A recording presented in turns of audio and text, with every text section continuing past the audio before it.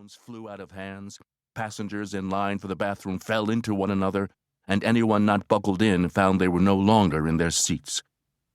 Doors to the carts and carriers stretched across the back alley swung open in unison.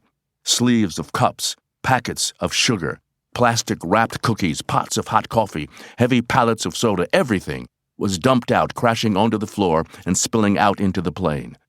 The flight attendant mid-cabin lunged after the cart, but the aisle was clear for the fully stocked beverage trolley to barrel toward the front of the plane. 8 rows up, the 400-pound cart ran over a man's foot, crushing his bones before lodging itself tenuously between rows. Every seat in the plane was filled, but in that first moment, that first drop, the cabin was completely silent. No one screamed. No one made a sound. There was no fear, only surprise, because just like the pilot, unaware of what the pain in his chest meant, the 294 other souls on board Coastal Airways Flight 235 hadn't figured it out yet either. Moments later, once they realized they were about to die, the screaming began. Push the yoke forward, the plane goes down. Pull the yoke back, the plane goes up. That was the extent of what the flight attendant in the cockpit for the bathroom break security procedure knew about the controls. That, and if she didn't pull the pilot back off the yoke, he would send them straight into the ground. Her positioning could not have been worse. She was 5'1" and barely 100 pounds. The captain was well over 6 feet, pushing 300, and she had no leverage. She could only reach him at an awkward angle from behind and to the side of the chair. Stepping into a wide straddle between the seat and the center control panel, she wrapped her arms around his shoulders and pulled him back with a grunt. His body barely moved. The yoke stayed pushed forward as far as it would go. At the front of the plane, the flight attendant on the floor in the forward galley crawled toward the lavatory. Breakfast entrees squished onto her hands as broken first-class china bloodied her knees. Reaching the bathroom, she pounded on the door. "Greg!" she cried, her voice barely audible over the passengers' screaming. She stopped to listen for a response from the co-pilot inside, but there was nothing.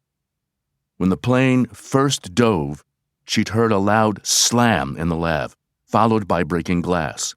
Since then, nothing. The flight attendant didn't know what was happening in the cockpit, but she did know the only other person on board who knew how to fly the plane needed to get out of the bathroom and get back up there. "Greg, please, help!" she pleaded, pounding the door with both fists. There was no response. The arms of the flight attendant in the cockpit were shaking. Her hold on the dead pilot was weakening. Nearly all his weight continued to press the yoke forward. The plane was headed straight down.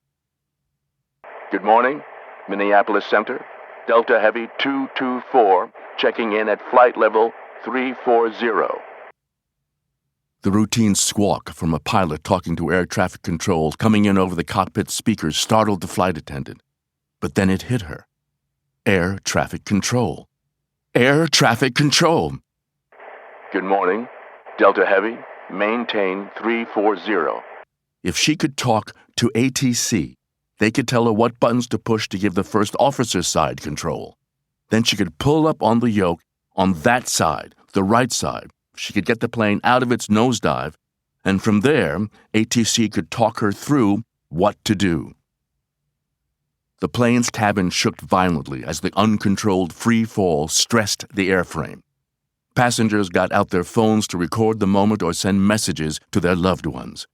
The lead flight attendant pretended she didn't hear the crying babies or the loud praying as she reached up and lifted the silver placard labeled "Laboratory" to expose the door's hidden locking mechanism.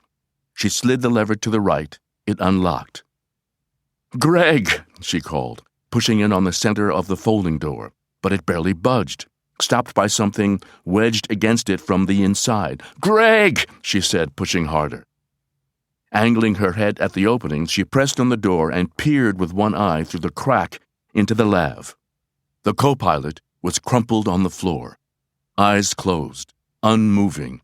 Bright red blood streaked down his face from the gash on his forehead. Broken shards of the shattered mirror covered his body. She couldn't tell if he was alive.